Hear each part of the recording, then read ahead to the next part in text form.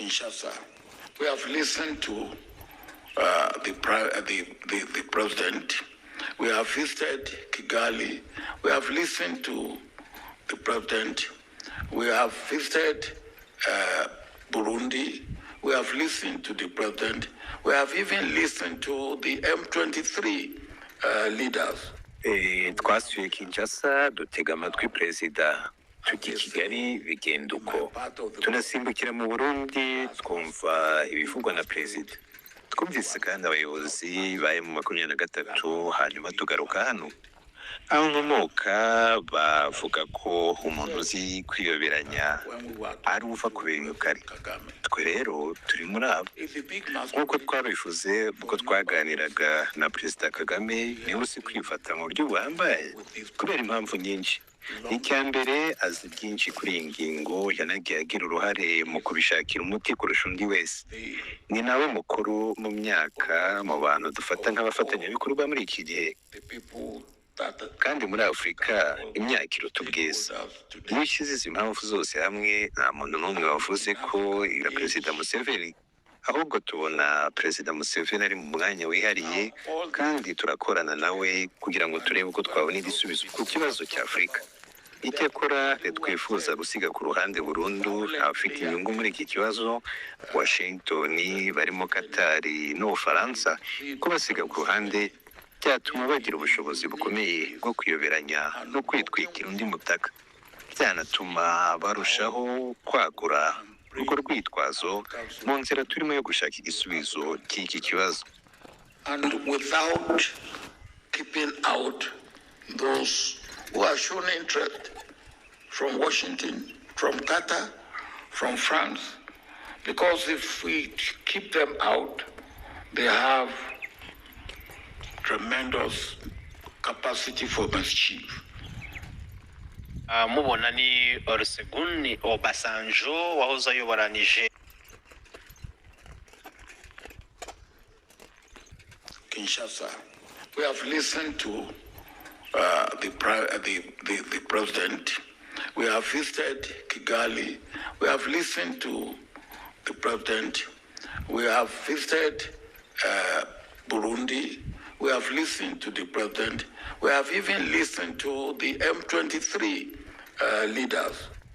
Twasuye Kinshasa dutega amatwi perezida tujya Kigali bigenda uko tunasimbukira mu Burundi twumva ibivugwa na perezida twumvise kandi abayobozi baye mu 23 hanyuma tugaruka hano aho nkomoka bavuga ko umuntu uzi kwiyoberanya ari uva ku bintu kare twe rero turi muri abo nk'uko twabivuze ubwo twaganiraga na perezida Kagame niwe uzi kwifata mu buryo buhambaye kubera impamvu nyinshi icya mbere azi byinshi kuri iyi ngingo yanagiye agira uruhare mu kubishakira umuti kurusha undi wese ni nawe mukuru mu myaka mu bantu dufata nk'abafatanyabikorwa muri iki gihe kandi muri Afurika imyaka iruta ubwiza iyo ushyize izi mpamvu zose hamwe nta muntu n'umwe wavuze ko ira perezida Museveni ahubwo tubona perezida Museveni ari mu mwanya wihariye kandi turakorana nawe kugira ngo turebe uko twabona igisubizo ku kibazo cya Afurika icyakora twifuza gusiga ku ruhande burundu abafite inyungu muri iki kibazo Washington barimo Qatar n'Ubufaransa ko basiga ku ruhande byatuma bagira ubushobozi bukomeye bwo kuyoberanya no kwitwikira undi mutaka byanatuma barushaho kwagura urwo rwitwazo mu nzira turimo yo gushaka igisubizo cy'iki kibazo.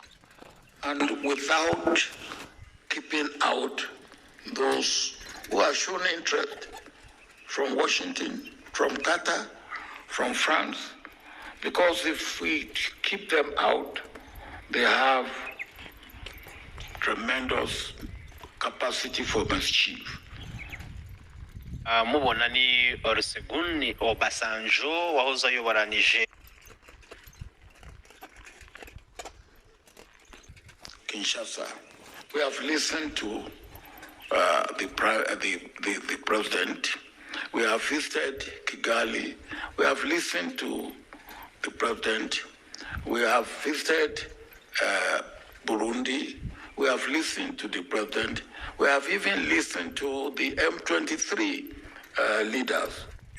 Twasuye Kinshasa dutega amatwi perezida tujya i Kigali bigenda uko tunasimbukira mu Burundi twumva ibivugwa na perezida twumvise kandi abayobozi baye mu 23 hanyuma tugaruka hano aho nkomoka bavuga ko umuntu uzi kwiyoberanya ari uva ku bintu kare twe rero turi muri abo nk'uko twabivuze ubwo twaganiraga na perezida Kagame niwe uzi kwifata mu buryo buhambaye kubera impamvu nyinshi icya mbere azi byinshi kuri iyi ngingo yanagiye agira uruhare mu kubishakira umuti kurusha undi wese ni nawe mukuru mu myaka mu bantu dufata nk'abafatanyabikorwa muri iki gihe kandi muri Afurika imyaka iruta ubwiza iyo ushyize izi mpamvu zose hamwe nta muntu n'umwe wavuze ko ira perezida Museveni ahubwo tubona perezida Museveni ari mu mwanya wihariye kandi turakorana nawe kugira ngo turebe uko twabona igisubizo ku kibazo cya Afurika icyakora twifuza gusiga ku ruhande burundu abafite inyungu muri iki kibazo Washington barimo Qatar n'Ubufaransa ko basiga ku ruhande byatuma bagira ubushobozi bukomeye bwo kwiyoberanya no kwitwikira undi mutaka byanatuma barushaho kwagura urwo rwitwazo mu nzira turimo yo gushaka igisubizo cy'iki kibazo and without keeping out those who are shown interest from Washington, from Qatar, from France, because if we keep them out, they have tremendous capacity for mischief.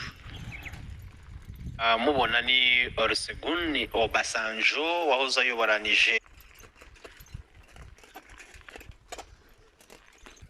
Kinshasa. We have listened to the president. We have visited Kigali. We have listened to the president. We have visited Burundi. We have listened to the president. We have even listened to the M23 leaders. Twasuye Kinshasa dutega amatwi perezida tujya i Kigali bigenda uko tunasimbukira mu Burundi twumva ibivugwa na perezida twumvise kandi abayobozi baye mu 23 hanyuma tugaruka hano aho nkomoka bavuga ko umuntu uzi kwiyoberanya ari uva ku bintu kare twe rero turi muri abo nk'uko twabivuze ubwo twaganiraga na perezida Kagame niwe uzi kwifata mu buryo buhambaye kubera impamvu nyinshi